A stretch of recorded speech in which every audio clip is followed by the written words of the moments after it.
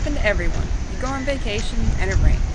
Well, if you happen to be at the Delaware beaches this year when bad weather strikes, you can still find fun and inexpensive things to do. There are, of course, the obvious diversions. Funland on Rehoboth Beach's boardwalk offers kid-friendly games and kid-friendly rides. You want to be careful, though. Those quarters add up quickly. My furry friends there cost at least $10. Another rainy day diversion is tax-free outlet shopping. While I'm sure I did get some good deals, I probably could have spent that money better. For example, I could have seen almost a dozen movies at the Clayton Theater in Dagsboro, Delaware. Independent, single-screen movie theaters like the Clayton are endangered, but this one still draws a crowd. With its early 20th century charm, not to mention its 61-year-old projectors, the theater is a favorite for locals and tourists alike. Another way to pass the time is, of course, bowling.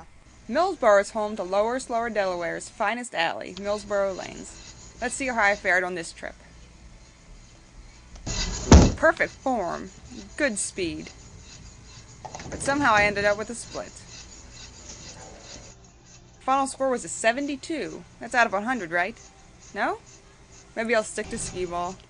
I've saved the best for last, the Dogfish Tour. Dogfish Head is a brewery in Milton, Delaware, with a restaurant in Rehoboth. The beers are made of unique ingredients, including orange peels, blackberries, raisins, and coffee, in addition to the traditional hops and barley. The company's 8 year-round brews, 4 seasonals, and numerous specialty beers are brewed and stored here in these metal and wooden containers. The last part of the tour is, of course, the tasting. Visitors get 4 samples of the brew. And the best part? The entire tour is free. If you happen to get to Dogfish Head this year, I recommend the Raisin Detra. It's a full-bodied ale that certainly provides a reason for living.